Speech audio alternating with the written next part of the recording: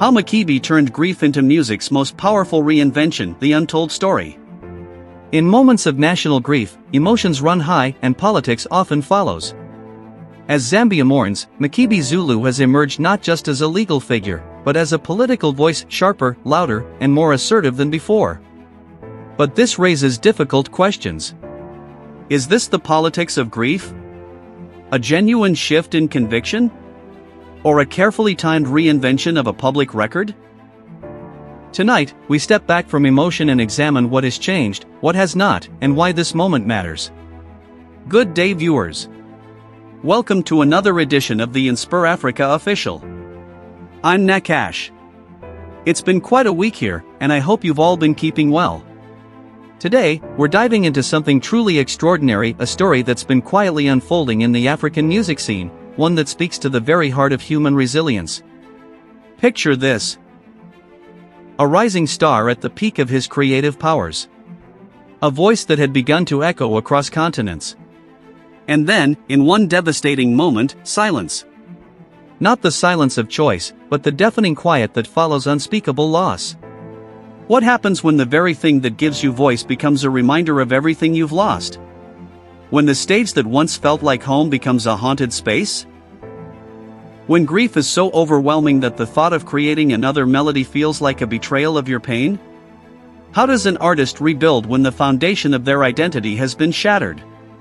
What does it take to transform the darkest chapter of your life into your greatest artistic statement?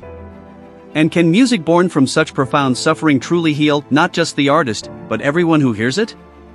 This is the story of Makebi. A man who lost everything. A musician who went silent when the world expected him to sing. And an artist who emerged from the ashes with something the music industry had never quite heard before. But the question remains, at what cost does reinvention come? And what did Makebi discover in the depths of his grief that changed not just his music, but the very definition of what African music could be? Factual foundation. The revelation came to light in the spring of 2019, when Makebi's name began disappearing from festival lineups and recording sessions across East Africa. Born Michael Makau in Nairobi, Kenya, Makebi had spent the better part of 5 years building a reputation as one of the most innovative producers and songwriters in the Afrobeat fusion scene. By 2018, he'd collaborated with major artists from Nigeria to South Africa, produced 3 hit singles that topped regional charts, and was in negotiations for his first international tour. Then, in November 2018, tragedy struck. Makebi's younger brother, David, and his mother, Grace Makau, were killed in a road accident on the Nairobi-Mombasa highway. David, just 22 years old, had been Makebi's closest collaborator. His co-writer, his creative sounding board, the person who understood his artistic vision better than anyone. According to close friends, Makebi disappeared entirely from public view. Studio sessions were cancelled. Collaborations fell through. His social media went dark. Those who tried to reach him described a man completely unreachable, trapped in a grief so consuming that music, his lifelong passion, became impossible. He told me he couldn't even listen to music anymore, recalled producer James Omondi, who had worked with Makebi for 3 years. Every song reminded him of David.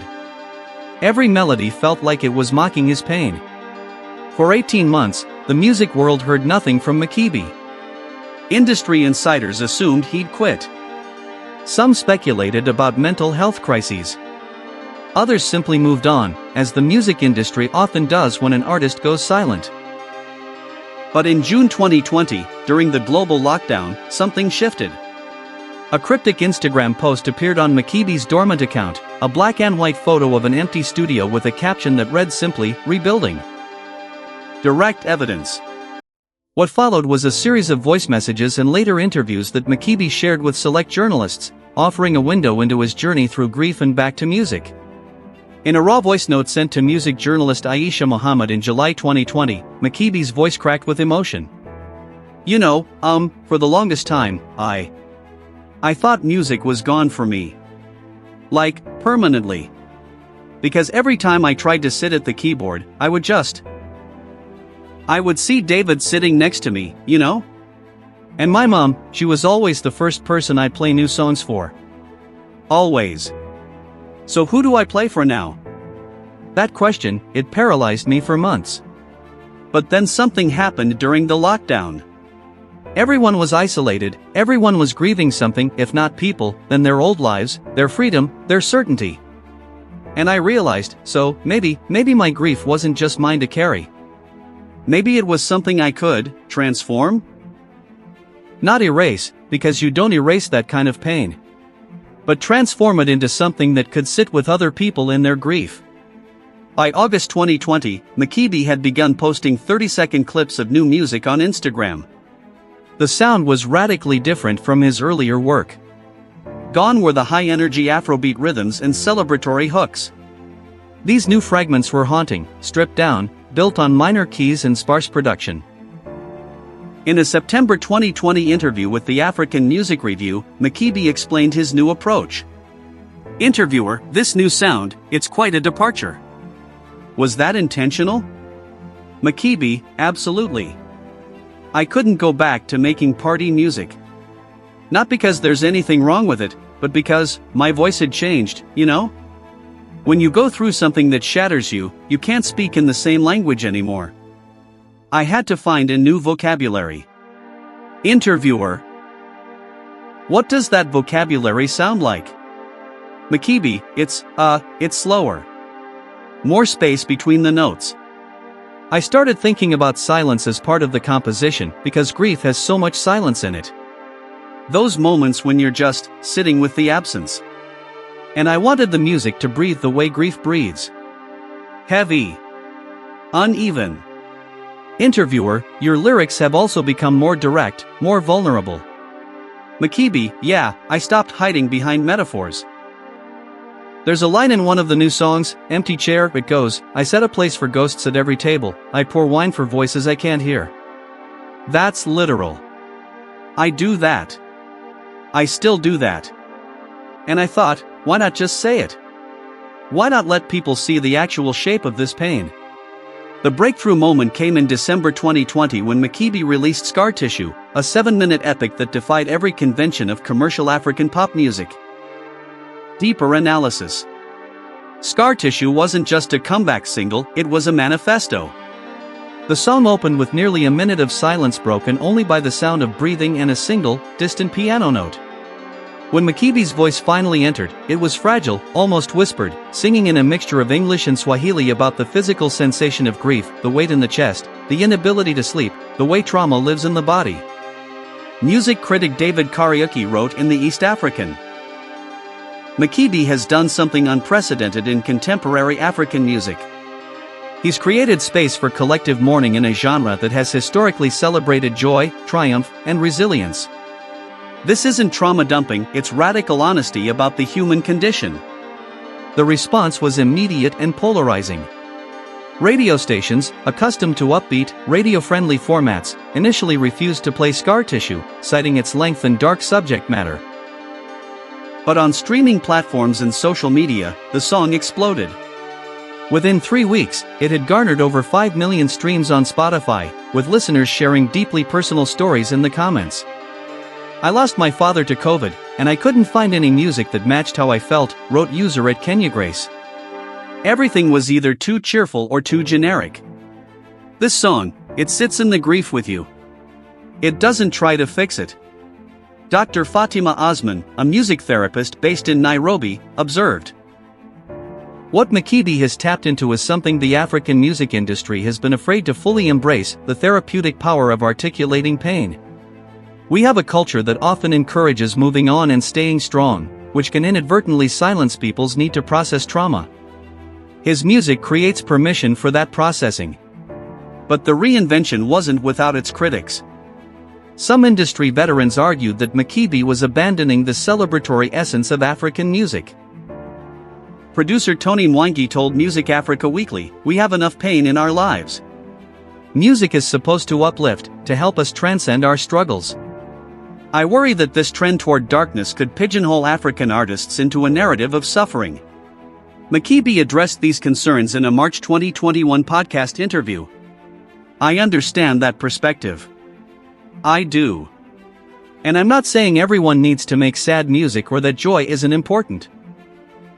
But I think we need to expand our understanding of what resilience looks like. Sometimes resilience is dancing through the pain, absolutely. But sometimes resilience is saying, I'm not okay, and I'm going to sit in this not okayness until I understand it. Both are valid. His follow-up EP, Reconstructed, released in June 2021, showcased this philosophy. 5 tracks, each documenting a different stage of his grief journey. Denial, anger, bargaining, depression, and a complicated, uncertain acceptance. The final track, Still Standing, But Barely, featured vocals from a grief support group Makebi had joined, creating a choir of real voices speaking real pain. The project earned Makebi 3 East African Music Awards nominations and a groundbreaking feature in Rolling Stone Africa. More significantly, it sparked a broader conversation about mental health, artistic authenticity, and the pressure on African artists to project constant strength and optimism. Psychologist Dr. James Kamani noted, Makebi's work is serving a public health function, whether he intended it or not. Young men, in particular, are engaging with these songs and using them as entry points to discuss their own mental health struggles. Something that's still heavily stigmatized in many African communities. The commercial success was unexpected. Reconstructed sold over 200,000 copies in its first month and led to sold-out shows across 5 countries. Audiences attended these concerts prepared for catharsis. Many brought photos of lost loved ones, creating impromptu memorials at venues. It became bigger than me, Makebi reflected in a December 2021 interview. People started telling me that the music helped them grieve parents, siblings, friends, relationships, even versions of themselves they'd lost. And I realized that grief is the most universal language we have.